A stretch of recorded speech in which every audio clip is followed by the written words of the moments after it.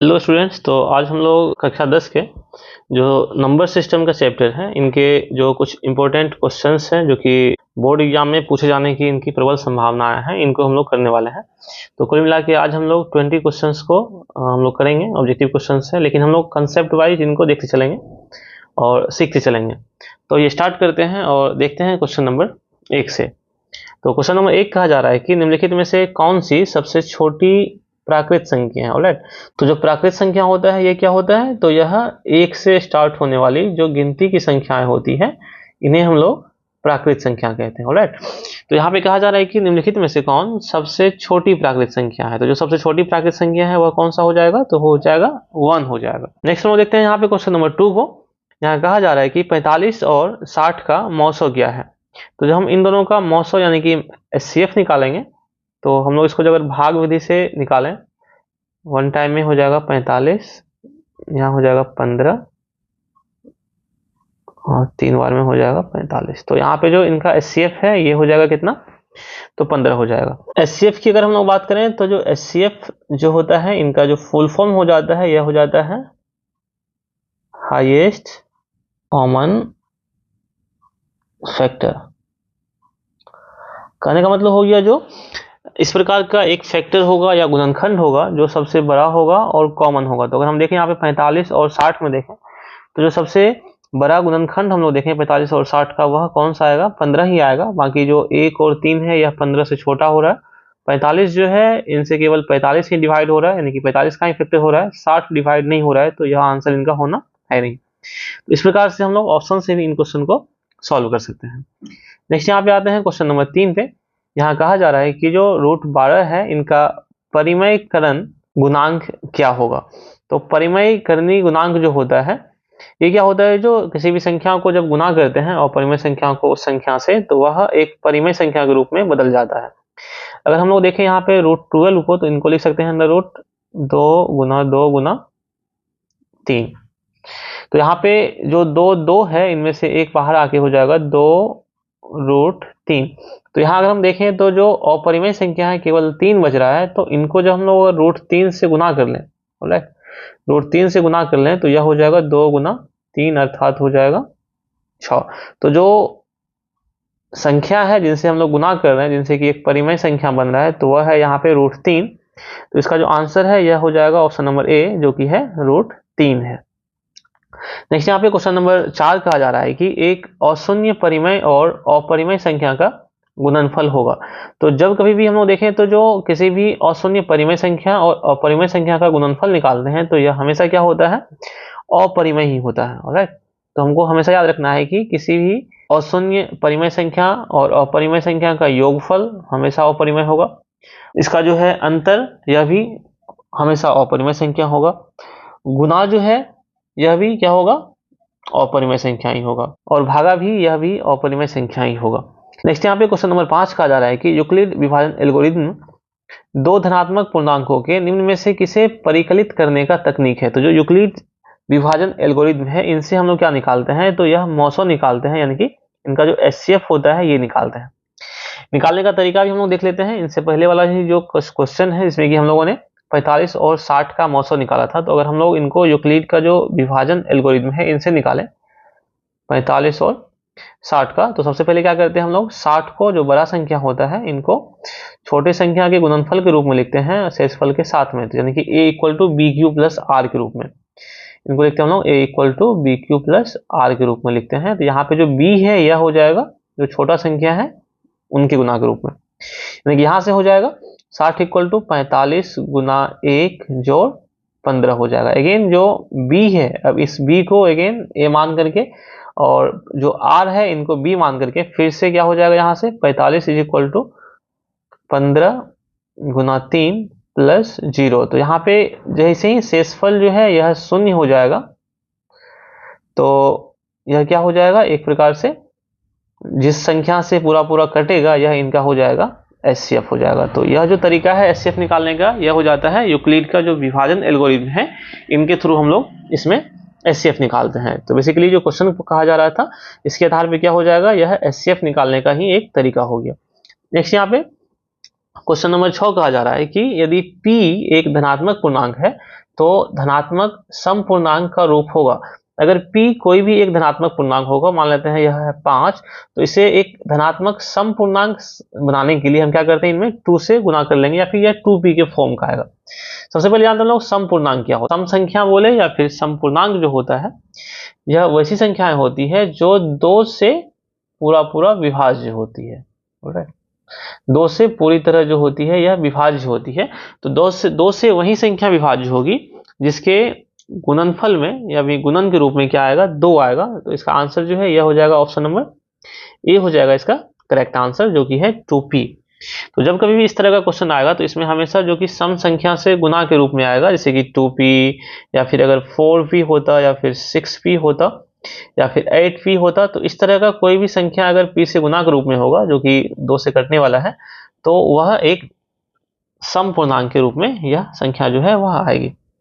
Next यहाँ पे देखते हैं हम लोग क्वेश्चन नंबर 7 को। क्वेश्चन नंबर 7 कहा जा रहा है कि किसी धनात्मक पूर्णांक q के लिए प्रत्येक धनात्मक विषम पूर्णांक का रूप होता है। तो जो विषम पूर्णांक होता है यह हम बोल सकते हैं कि यह 2q प्लस 1 के रूप का हो सकता है। अगर यहाँ पे 2 नहीं दिया हुआ है तो यहाँ पे एक दिया हुआ है 6q प्लस 1, तो इसका आंसर जो है यह हो जाएगा ऑप्शन नंबर जो है ये सी हो जाएगा। यहाँ पे एक ऑप्शन छूट गया है, जो होना है यहाँ पे 6q होना है, लेकिन इसका आंसर जो है यह हो जाएगा ऑप्शन नंबर सी, जो कि है 6q प्लस 1 के रूप में। क्योंकि बाकी सबों में देखें तो 2 जोड़ा गया है, यहाँ पे कुछ भी नहीं जोड़ा गया, इसका मतलब 0 जोड़ा गया है, यहाँ पे 4 जोड़ा गया है, तो ये ऑलरेडी सम संख्या ही बनेगी।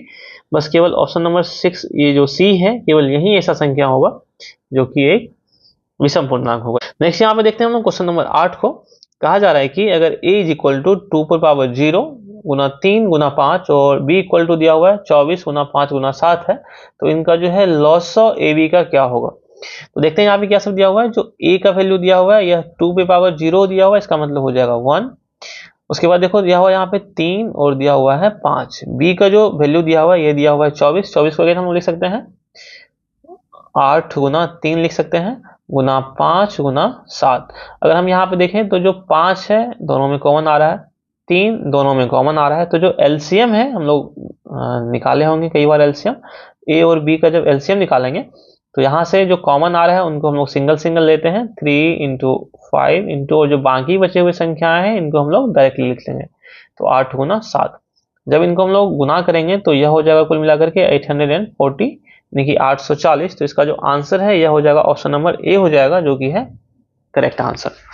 राइट, नेक्स्ट हम लोग देखते हैं क्वेश्चन नंबर 9 को। क्वेश्चन नंबर 9 कहा जा रहा है कि जो संख्या है दिया हुआ यहाँ पे जो 2.131113 और 413 इस तरह से जो है यह बढ़ते जा रहा है, तो यह किस प्रकार का संख्या होगा।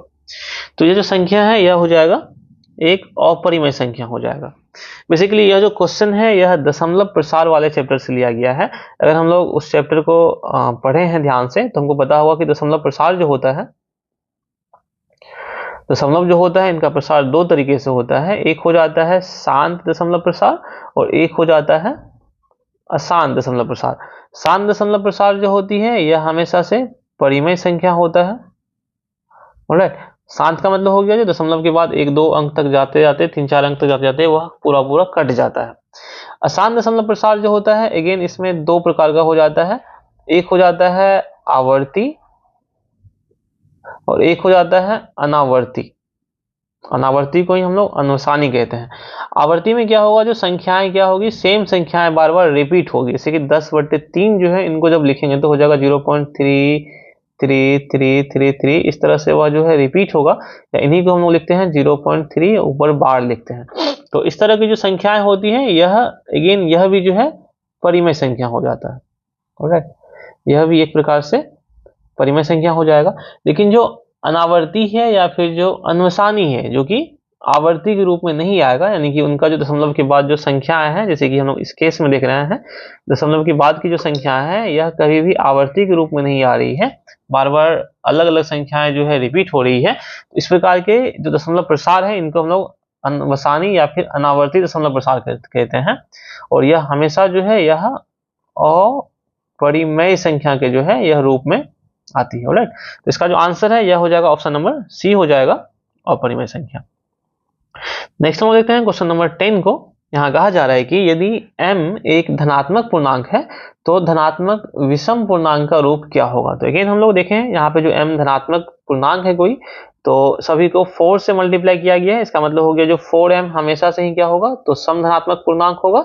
लेकिन चाहिए हमको विषम धनात्मक पूर्णांक, तो कोई ना कोई जो विषम संख्या है जैसे कि 1, 3, 5, 7, 9 इस तरीके की संख्याएं प्लस के रूप में ऐड की होगी। तो यहाँ पे हम देखें तो ऑप्शन नंबर जो सी है इनमें 4m+1 जो है यह क्या हो जाएगा, इसका करेक्ट आंसर हो जाएगा, जो कि है यह एक विषम धनात्मक पूर्णांक हो जाएगा। नेक्स्ट यहाँ पे हम लोग देखते हैं क्वेश्चन नंबर 11 को। यहाँ कहा जा रहा है कि 144 के अभाज्य गुणनखंड में 2 के कितने घातांक होंगे। तो हम क्या करते हैं, 144 को अभाज्य गुणनखंड कर लेते हैं। तो 2 से लगाएंगे तो हो जाएगा 2 से 14, 12 2 72 हो जाएगा। अगेन 2 से लगाएंगे तो 36, फिर 2 से लगाएंगे तो 18, 2 से लगाएंगे तो 9, अगेन 3 से लगाएंगे तो 3। तो यहाँ अगर हम लोग देखें तो 144 को हम लोग किस तरह से लिखेंगे, तो 2 गुना 2 गुना 2 गुना 2 गुना 3 गुना 3। तो कुल मिला के यहाँ जो 2 है ये आ रहे हैं कितने, 2 2 4, तो इक्वल टू ये हो जाएगा 2 पे पावर 4 गुना 3 पे पावर 2। तो पूछा जा रहा है कि 2 के घातांक क्या है। ऑलराइट, तो हम लोग घातांक के बारे में हम लोगों को पता होगा। अगर कहीं पे ऐसा लिखा होगा 2 पे पावर 4, तो जो 4 है इनको हम लोग बोलते हैं घातांक या फिर घात बोलते हैं, घात बोलते हैं या घातांक बोलते हैं। और जो नीचे का संख्या है इनको हम लोग आधार बोलते हैं या फिर बेस बोलते हैं। तो हमसे पूछा जा रहा है कि 2 का घातांक क्या होगा, तो यह हो जाएगा कितना, तो 4 हो जाएगा। इसका आंसर हो जाएगा ऑप्शन नंबर सी हो जाएगा करेक्ट आंसर। नेक्स्ट यहाँ पे क्वेश्चन नंबर 12 कहा जा रहा है कि यदि a और b अभाज्य संख्याएं हैं तो a और b का लॉसो क्या हो जाएगा।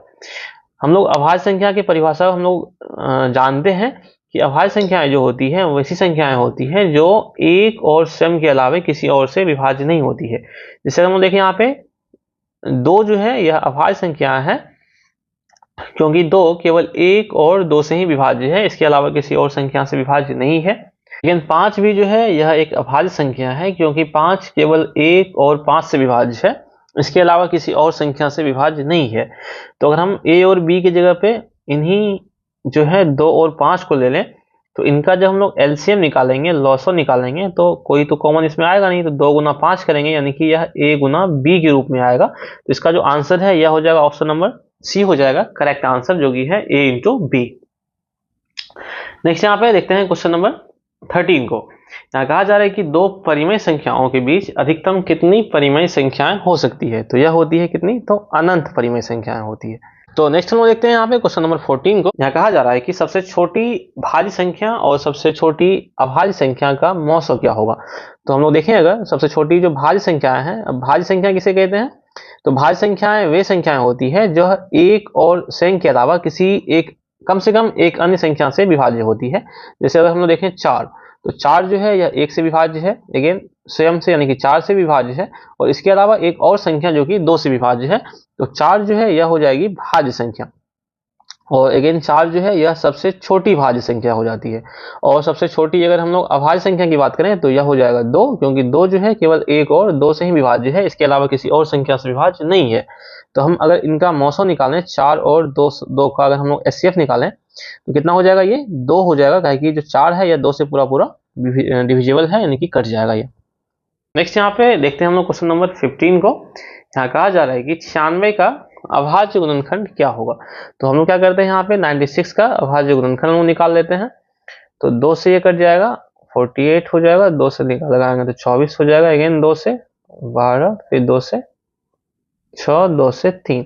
तो अगर हम इसका अभाज्य गुणनखंड देखें तो 96 इज इक्वल टू हो जाएगा 1 2 3 4 5, 2 पे पावर हो जाएगा 5 और गुना 3 पे पावर हो जाएगा 1।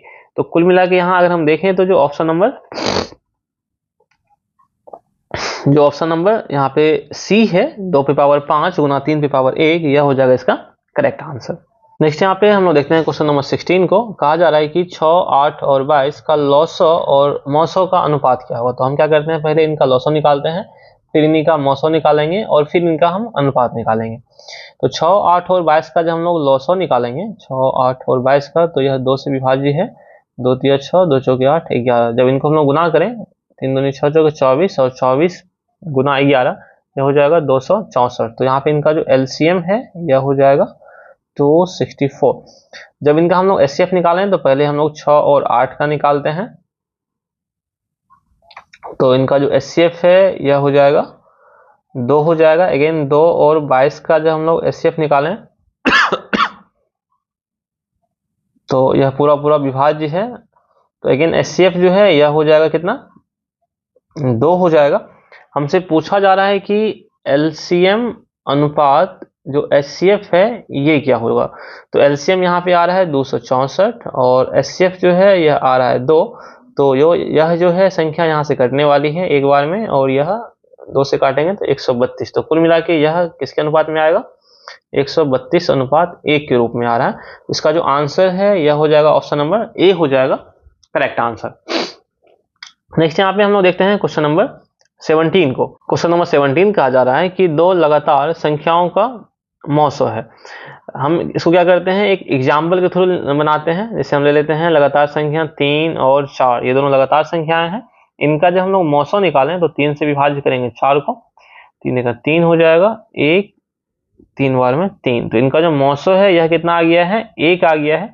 तो जब कभी भी हम 2 लगातार संख्या लेंगे तो एक सम और एक विषम के रूप में आएगा, और उनका एचसीएफ हमेशा ही क्या आएगा, तो 1 ही आएगा। इसका आंसर जो है ये क्या हो जाएगा, ऑप्शन नंबर बी हो जाएगा करेक्ट आंसर। नेक्स्ट यहाँ पे क्वेश्चन नंबर 18 कहा जा रहा है कि 5005 के कितने अभाज्य गुणनखंड हैं। तो जब हम इनका अभाज्य गुणनखंड निकालें तो 5005 जो है सबसे पहले 5 से ही विभाज्य है। तो 1 0 0 1। अगेन जो है यह 11 से विभाज्य है। तो 11 से जब विभाज्य करेंगे तो 11 9 99 यानी कि 91 हो जाएगा। अगेन जो है यह 7 से विभाज्य है, 7 से हो जाएगा 13। तो कुल मिला के हम लोग 5005 को लिख सकते हैं 5 गुना 11 गुना 7 गुना 13। तो कुल मिला के जो अभाज्य संख्याएं हैं इनके गुणनखंड के रूप में लिखने पर यह पता चलता है कि यह कुल मिला के 4 अभाज्य संख्याओं के गुणनखंड के रूप में लिखा जा सकता है। लेकिन अगर हम देखें यहाँ पे कुल मिला के अगर गुणनखंड की बात करें तो 5005 के कुल मिलाकर के जो है यह 16 गुणनखंड होंगे, और इन 16 गुणनखंड में जो है एक सबसे छोटा गुणनखंड होगा और जो 5005 है यह सबसे बड़ा गुणनखंड हो जाएगा। लेकिन यहाँ पे हमसे पूछा जा रहा है कि अभाज्य गुणनखंड कितने होंगे इनके, तो यह हो जाएंगे कुल मिला के 1 2 3 और 4। तो इसका जो आंसर है यह हो जाएगा ऑप्शन नंबर बी हो जाएगा करेक्ट आंसर। नेक्स्ट यहाँ पे क्वेश्चन नंबर 19 कहा जा रहा है कि 2 संख्याओं a और 18 का लॉसो 36 है और मौसो 2 है, तो a का मान निकालना है। तो हमको एक जो है फॉर्मूला याद होना चाहिए कि जब 2 संख्याएं दी हुई होती है, जैसे कि फर्स्ट संख्या गुना जो है दूसरी संख्या बराबर हो जाता है एलसीएम इंटू एचसीएफ। तो यह जो है एक बहुत ही इंपॉर्टेंट रिलेशन है संबंध है एलसीएम एचसीएफ और जो है 2 संख्याओं के बीच में। तो इसी पे जब हम इन्हें रखें, जो पहली संख्याएं हैं a है, दूसरी संख्या है 18 इज इक्वल टू एलसीएम है यहाँ दिया हुआ है 36 और जो एचसीएफ है यह दिया हुआ है 2। जब इनको हम लोग सॉल्व करें 18 टू 36 और यहाँ पे जो है a का जो मान है यह हो जाएगा 2 गुना 2 4 हो जाएगा। तो इसका जो आंसर है यह हो जाएगा ऑप्शन नंबर सी हो जाएगा करेक्ट आंसर। नेक्स्ट यहाँ पे क्वेश्चन नंबर 20 कहा जा रहा है कि सबसे छोटी अभाज्य संख्या और सबसे छोटी भाज्य संख्या का गुणनफल है। तो जो सबसे छोटी अभाज्य संख्या है यह हो जाएगी 2, क्योंकि अभाज्य संख्या क्या होता है, जो संख्या केवल 1 से और स्वयं से विभाज्य होती है इन्हें हम लोग अभाज्य संख्या कहते हैं।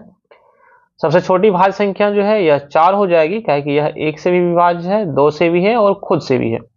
इनका पूछा जा रहा है कि गुणनफल क्या हो जाएगा, तो 2 और 4 का जो गुणनफल है यह हो जाएगा 8। तो इसका जो आंसर है यह हो जाएगा ऑप्शन नंबर सी हो जाएगा करेक्ट आंसर।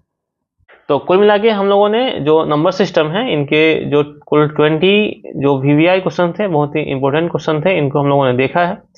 इसी तरीके से हम लोग इस श्रृंखला में कई सारे जो क्वेश्चंस हैं इनको ऑब्जेक्टिव के फॉर्म में देखते चलेंगे और इसके कंसेप्ट्स को सीखते चलेंगे। तो thank you for watching and keep watching and keep learning. Thank you.